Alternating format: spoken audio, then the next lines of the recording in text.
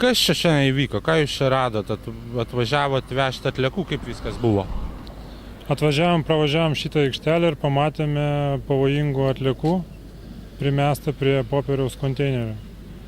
Tai yra servizo pašluostės tepalais užterštos, filtrai įvairūs ir automobilių detalės įvairios. O tai pavojingos kurios čia atliekos? Pavojingos yra automobilių dalis ir pavojingos yra pašluostės užterštos tepalais ir visokiamis medžiagomis, kaip benzinas ir visos kitos. O kur tokias atliekas reikia? Kaip jas tvarkyti reikia? Ukmergėje, manau, nėra tokios įmonės atliekų tvarkytojų, kurios priima pavojingas atliekas. Pavojingų atliekų tvarkytojai Lietuvoje yra Toksika, Žalvaris ir dar įvairios kitos įmonės. Ekonovus tokiom atliekom neužsijama, pavojingų atliekų vežimo. Kaip dabar išsiaiškinot, kas čia paliko? Kaip čia toliau viskas?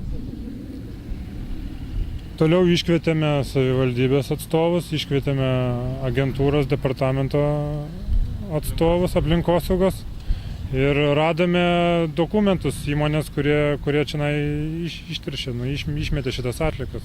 Tai prašysime Ukmergės valdžios pagalbos, kad išsiaiškintų teršėjus ir juos nubaustų. Kaip ar dažnai randat neleistinų atliekų prie konteinerių ir konteinerės? Kasdienis radimas, kasdienis darbas. Žmonės visi prie konteinerinių aikštelių meta atliekos tos, kurios yra neskirtos šitom konteineriniam aikštelėm. Pavyzdžiui, ko negalima? Lovų, šaldytuvų, buitinės technikos, langinių stiklų, mašininių stiklų,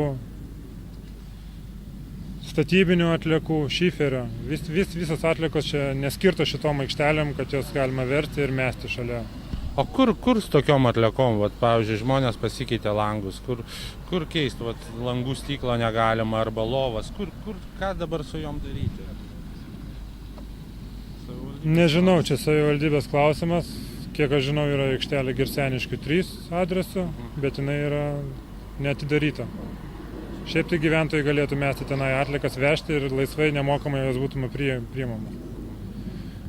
O Ekonovus įmonė gali gyventojams padėti už kažkokį papildomą mokestį tas atliekas sutvarkyti, išvežti ir tvarkingai utilizuoti.